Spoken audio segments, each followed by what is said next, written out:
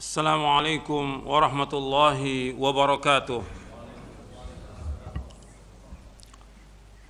إن الحمد لله نحمده ونستعينه ونستغفره ونعوذ بالله من شرور أنفسنا ومن سيئات أعمالنا. من يهده الله فلا مضل له ومن يضلل فلا هادي له.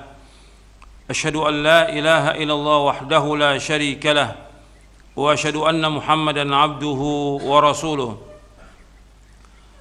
يا أيها الذين آمنوا اتقوا الله حق تقاته ولا تموتن إلا وأنتم مسلمون.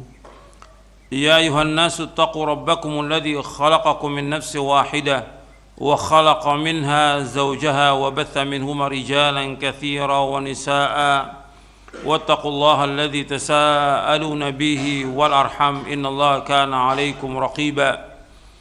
يا أيها الذين آمنوا اتقوا الله وقولوا قولا سديدا يصلح لكم أعمالكم ويغفر لكم ذنوبكم ومن يطع الله ورسوله فقد فاز فوزا عظيما. أما بعد فإن أصدق الحديث كتاب الله وخير الهدي هدي محمد صلى الله عليه وعلى آله وسلم وشر الأمور محدثاتها وكل محدثة بدعة وكل بدعة ضلالة وكل ضلالة في النار. Ayuhal ikhwah, a'azakumullah, kepada jamaah yang hadir yang mudah-mudahan dirahmati oleh Allah Ta'ala. Alhamdulillah, kita bersyukur kepada Allah Subhanahu wa Ta'ala atas segala nikmat yang Allah karuniakan kepada kita. Nikmat Islam, nikmat iman, nikmat sehat, nikmat afiat, nikmat dijauhkan dari berbagai macam malapetaka. Dan kita bersyukur kepada Allah Subhanahu wa Ta'ala. Kita melanjutkan kembali kajian kita dari kitab Syarah Aqidah Ahlussunnah wal Jamaah, dan kita bersyukur kepada Allah Ta'ala. Kita masih diberikan oleh Allah kesempatan, waktu yang luang untuk menuntut ilmu syar'i yang merupakan kewajiban atas setiap muslim dan muslimah. Dan kita perhatikan bahwa menuntut ilmu ini wajib, dan menuntut ilmu itu ibadah. Maka kita harus luangkan waktu kita untuk ibadah kepada Allah. Dan menuntut ilmu ini merupakan kewajiban yang paling besar, karena dengan ilmu kita akan tahu bagaimana kita beribadah kepada Allah dengan benar. Dengan ilmu kita akan tahu yang mana yang benar, yang mana yang salah. Dengan ilmu kita akan tahu yang mana tauhid, yang mana syirik. Dengan ilmu kita akan tahu yang mana sunnah, yang mana bid'ah.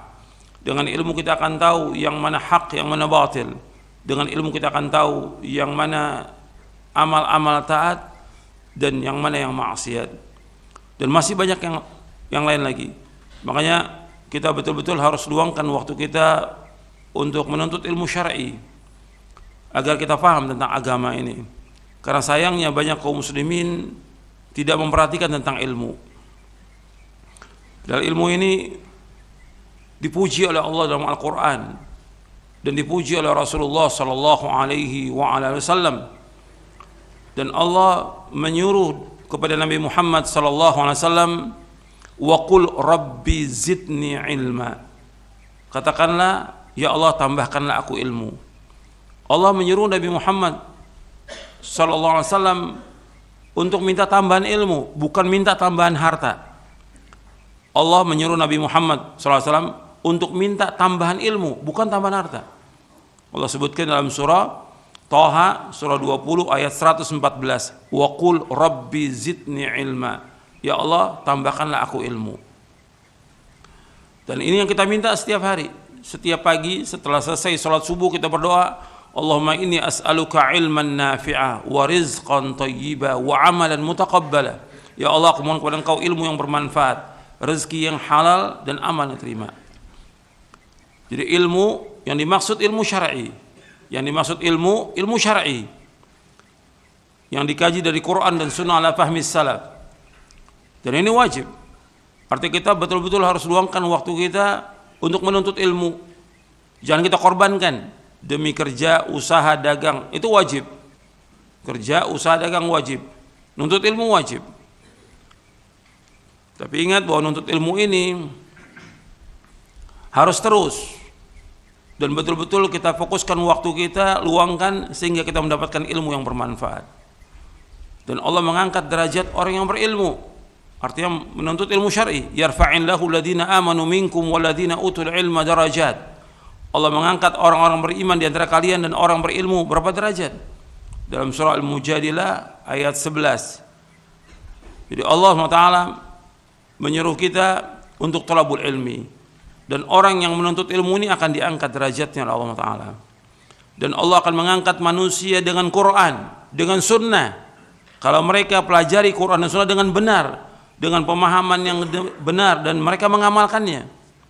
Tapi ketika mereka tidak memahami dengan pemahaman yang benar dan tidak mengamalkan dengan pengamalan yang benar, akan direndahkan oleh Allah Ta'ala.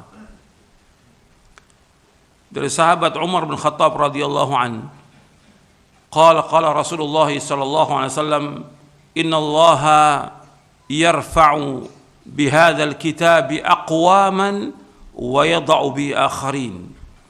Nabi bersabda sallallahu alaihi wasallam, sesungguhnya Allah akan mengangkat dengan Al-Qur'an ini beberapa kaum, dan Allah akan rendahkan beberapa kaum. Allah akan hinakan beberapa kaum. Diangkat derajatnya oleh Allah orang-orang yang beriman kepada Al-Qur'an dan Sunnah ala fahmi salaf. Dia belajar, nuntut ilmu, dia memahami dan dia mengamalkannya.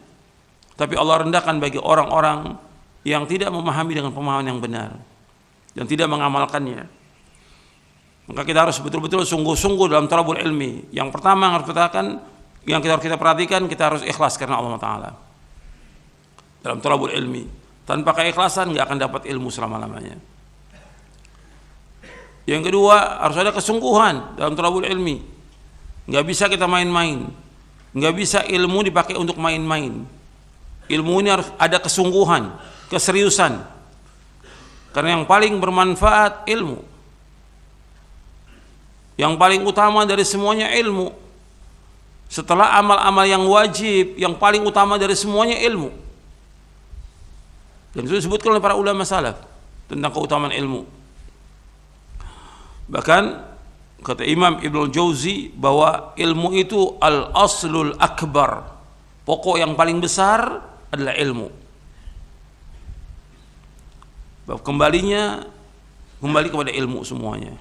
Dan kesesatan manusia karena kebodohan mereka. Karena mereka tidak berusaha untuk thalabul ilmi, menuntut ilmu yang benar, dan gak ada kesungguhan dalam thalabul ilmi.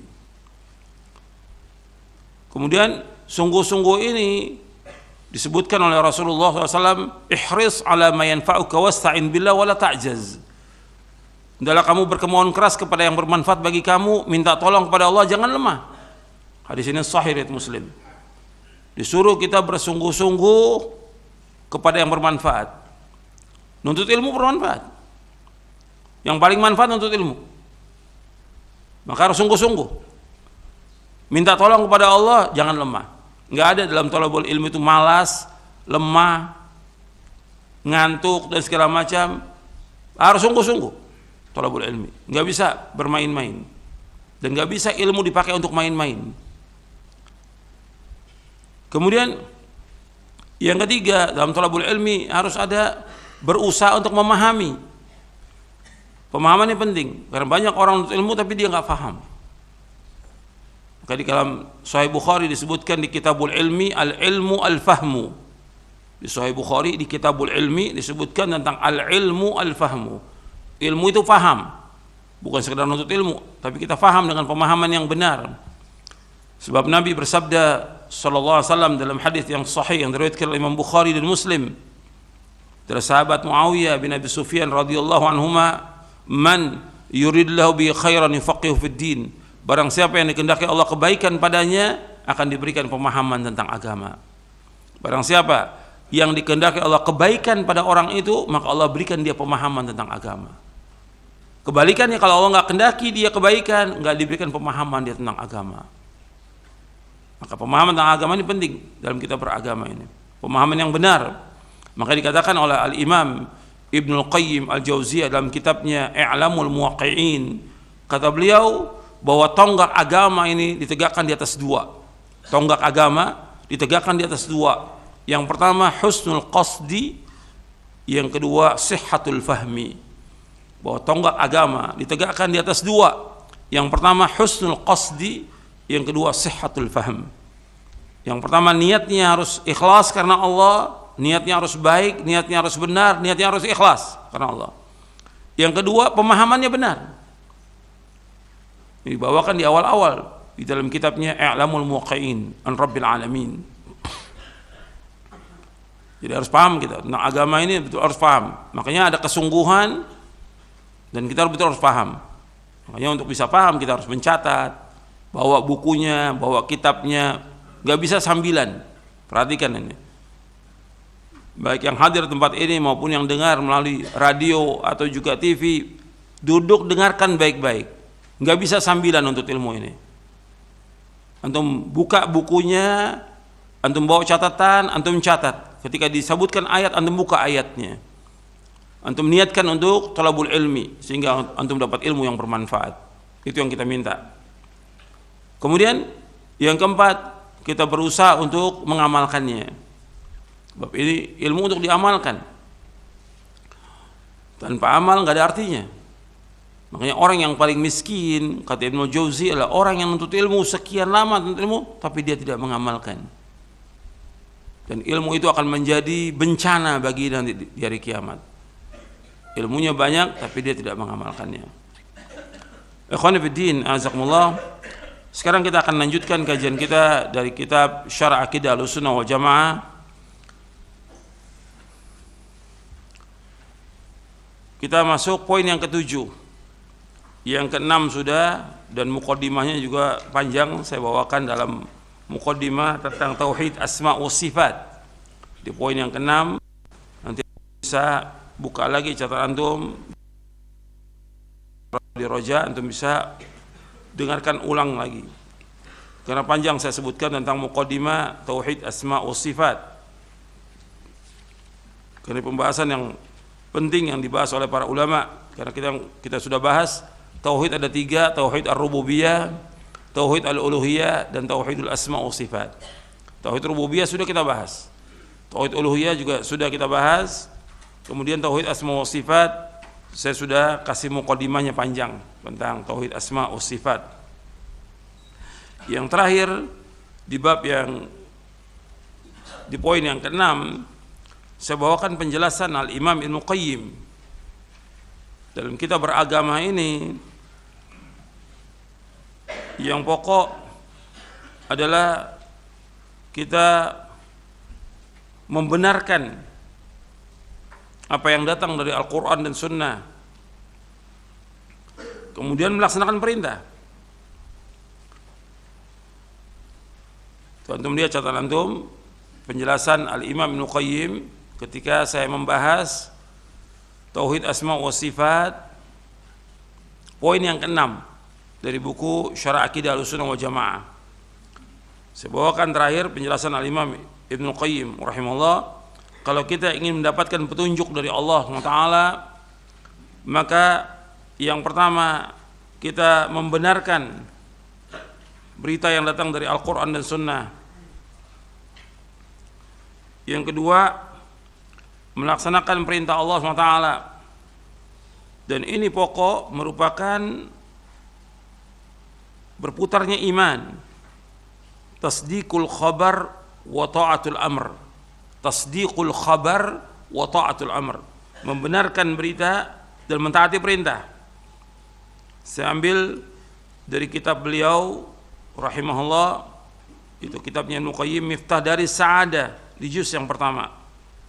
Setelah itu kata beliau kita harus diikuti dua perkara yang tadi, membenarkan berita, mentaati perintah, kemudian kita menafikan syubhat yang batil. Dan juga yang keempat menolak syahwat. Jadi di sini ada 4 perkara kata beliau. Yang pertama membenarkan berita.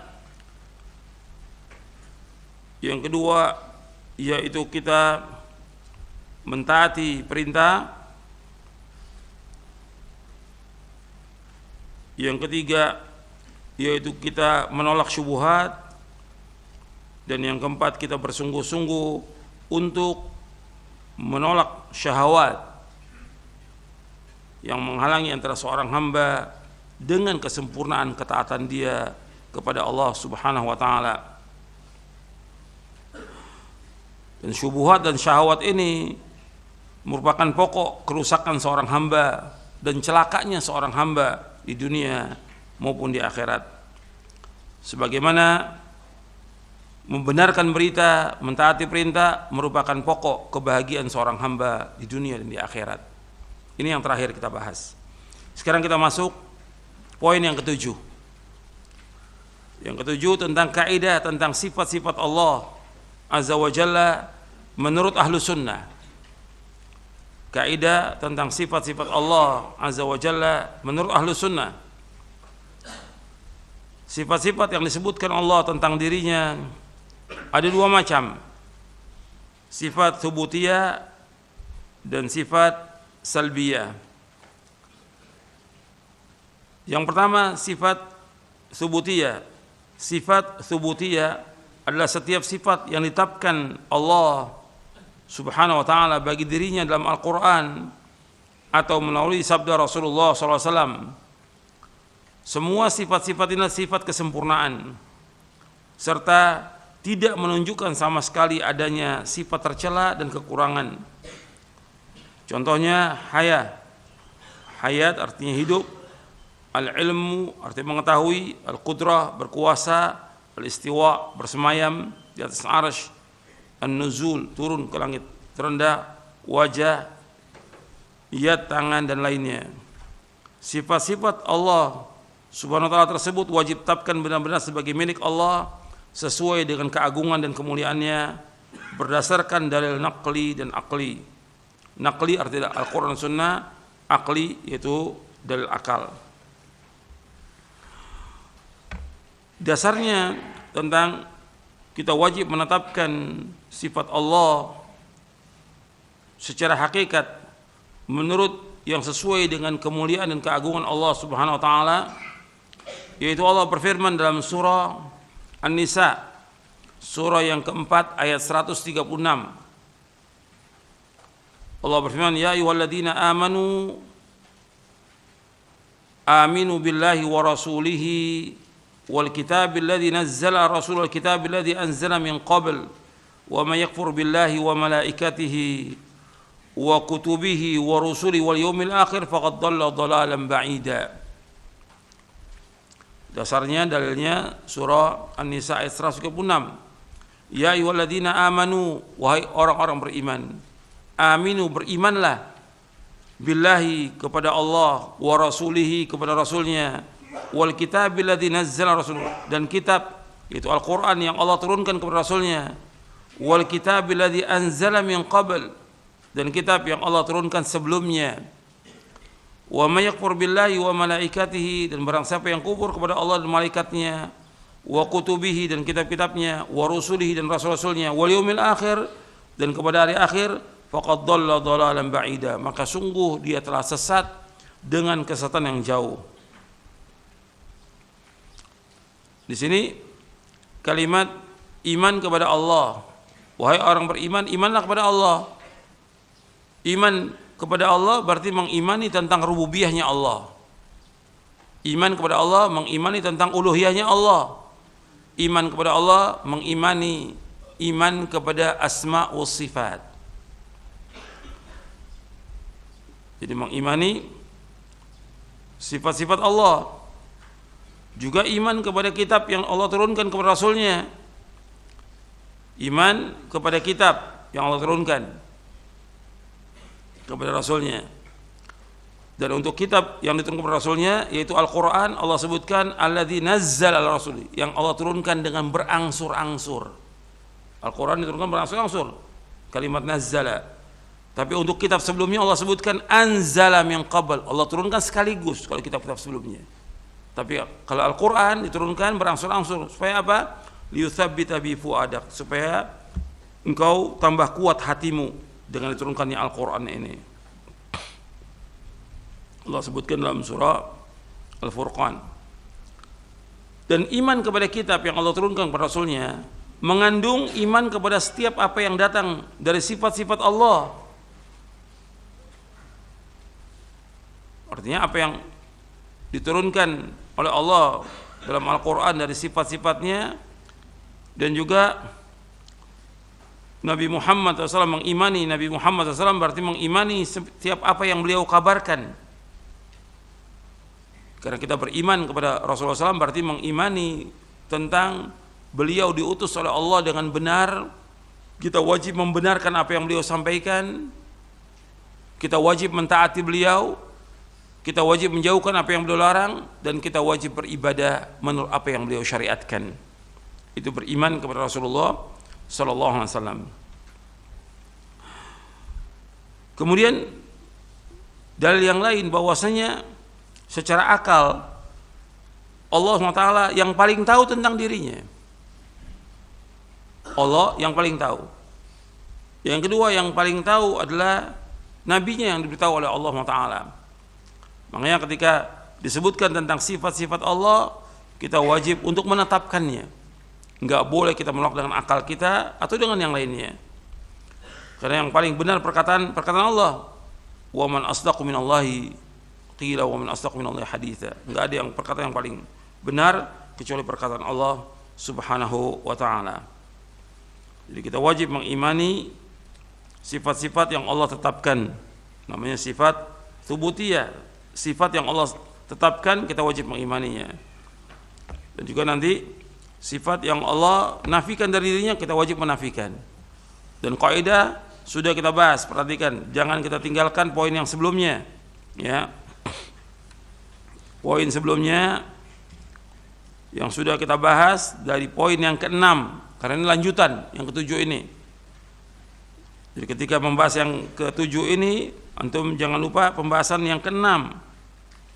Jadi ketika berbicara tentang sifat Allah disebutkan amiruha kama ja'at bila kaif. Itu halaman 162. Perlakukan sifat Allah secara apa adanya dan janganlah engkau persoalankan, jangan kau tanyakan tentang bagaimana sifat itu. Ini perkataan para imam semuanya menyebutkan demikian.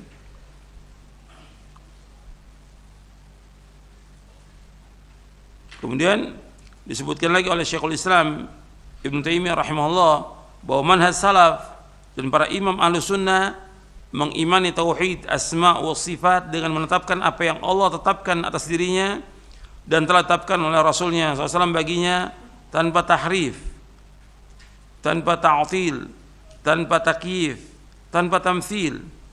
Menetapkan tanpa tamthil, menyucikan tanpa ta'til, menetapkan semua sifat-sifat Allah dan menafikan persamaan sifat Allah dengan makhluknya. Artinya wajib kita menetapkan, enggak boleh kita mentakwil, enggak boleh kita mengingkari, enggak boleh kita menyamakan Allah dengan makhluknya, dan enggak boleh kita menanyakan tentang bagaimana sifat Allah, enggak boleh kita tanyakan. Karena tidak ada yang tahu. Dan Allah punya nama dan sifat yang sempurna, yang tidak ada kekurangan sedikit pun juga. Di sini tentang sifat tsubutiyah itu ada dua macam. Kemudian di halaman 167 pembahasan yang ke-7 yang kita sedang bahas bahwa sifat tsubutiyah dasarnya surah An-Nisa ayat 136 tentang kewajiban kita mengimani Allah. Kalau mengimani Allah berarti mengimani tentang rububiyahnya, uluhiyahnya dan asma wa sifat. Dan juga mengimani apa? Mengimani Al-Quran, mengimani semua isi Al-Quran. Dan di dalamnya disebutkan dan dibicarakan tentang menetapkan sifat-sifat Allah Subhanahu wa taala. Sifat tsubutiyah ada dua macam, sifat dzatiyah dan fi'liyah. Sifat dzatiyah adalah sifat yang senantiasa dan selamanya tetap ada pada diri Allah. Seperti hayat yaitu hidup, kalam berbicara, ilmu mengetahui, kudrah berkuasa, irada berkeinginan, sami mendengar, basar melihat, izzah kemuliaan, keperkasaan, hikmah kebijaksanaan, ulu ketinggian di atas makhluk, azamah keagungan, dan yang termasuk dalam sifatnya sifat khabariyah seperti wajah. Allah mempunyai wajah yadan, dua tangan, dan ainan, dua mata. Ini sifat namanya zatiyah yang tetap ada pada Allah. Dan kehidupan seperti disebutkan kehidupan Allah kehidupan yang sempurna. Pada Allah hayyun, Allah Maha hidup. Allahu la ilaha illa wal hayyul qayyum. Allah tiada ilah yang berhak diberikan hanya Allah yang hidup dan berdiri sendiri. Allah zat yang hidup, yang tidak diawali dengan ketiadaan, yang tidak diakhiri dengan ketiadaan. Allah sempurna zatnya, bahwa Allah azali dan abadi, kehidupan yang sempurna. Allah lam yalid wa lam yulad, Allah tidak melahirkan dan tidak dilahirkan. Allah tidak punya istri, Allah tidak punya anak, Allah tidak butuh makan, nggak butuh minum, Allah tidak ngantuk, Allah tidak tidur selamanya. Jadi kehidupan yang sempurna bagi Allah Taala. Al-hayat, kehidupan yang sempurna bagi Allah Subhanahu wa taala. Allah berbicara, kalam Allah berbicara, dan Allah berbicara dengan pembicaraan yang hak, kebenaran, dan enggak ada kebatilan sama sekali. Ilmu Allah luas. Ilmu Allah meliputi segala sesuatu. Allah mengetahui semua, yang besar, yang kecil, yang rinci, semuanya. Kalau Allah sebagai Khalik, maka Allah juga alim, mengetahui semuanya. Nggak ada satupun yang terluput dari ilmunya Allah. Sampai daun yang basah, daun yang kering, sampai biji yang tumbuh di seluruh dunia Allah mengetahui. Ilmunya Allah meliputi segala sesuatu. Qad ahata bi kulli syai'in ilma. Ilmunya Allah meliputi segala sesuatu. Dan antum melihat bahwa Allah itu ilmunya sangat luas, dan ilmunya Allah meliputi segala sesuatu. Antum bisa lihat dalam surah Al-An'am ayat 59. Allah menyebutkan wa indahu mafatihul ghaibi la ya'lamuha illahu wa ya'lamu fil barri wal bahr wa ma tasqutu min waraqatin illa ya'lamuha wa la habatin fi dhulumatil ardi wa la ratbin wa la yabisin illa fi kitabim mubin. Allah menyebutkan dalam surah Al-An'am ayat 59, wa indahu mafatihul ghaibi la ya'lamuha illahu. Bagi Allah semua kunci-kunci yang gaib, enggak ada yang mengetahui kecuali yang Allah. Ya wa ya'lamu ma fil barri wal bahr, Allah mengetahui apa yang di daratan dan apa yang di lautan, semuanya. Enggak ada yang terluput dari Allah. Semuanya Allah ketahui. Yang kecil maupun yang besar, semuanya. Wa ma tasqutu min waraqatin illa ya'lamuha, dan tidaklah satu daun yang jatuh baik itu di langit maupun di muka bumi ini melainkan Allah mengetahui. Wala habbatin, begitu biji-bijian, fi dhulumatil ard, di kegelapan bumi Allah mengetahui. Biji-bijian yang tumbuh di seluruh dunia ini Allah mengetahui, di langit, di bumi, di sorga, semuanya Allah mengetahui. Enggak ada satupun yang terluput. Wala ratbin, enggak ada satupun yang basah.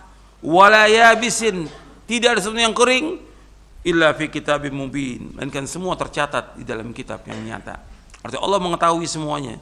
Enggak ada satupun yang terluput dari ilmunya Allah Taala. Itu luasnya ilmunya Allah Taala. Makanya kalau seandainya lautan ini untuk mencatat ilmunya Allah, sudah habis itu air laut. Kalau air laut jadikan sebagai tinta, pohon sebagai pena untuk mencatat ilmu Allah, akan habis. Ditambah 7 lagi lautan, akan habis itu. Menunjukkan luasnya ilmunya Allah Subhanahu wa taala. Allah sebutkan dalam Al-Qur'an, dalam surah Al-Kahfi, dan Allah sebutkan dalam surah Al-Luqman.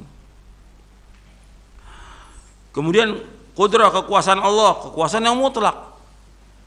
Kekuasaan yang Allah menguasai semuanya. Allah berbuat menurut apa yang Allah kehendaki. Dan Allah berkuasa, dan semua kerajaan itu semuanya milik Allah SWT. Allah angkat siapa yang Allah kehendaki, Allah hinakan siapa yang Allah kehendaki. Semua kerajaan, semua kekuasaan itu milik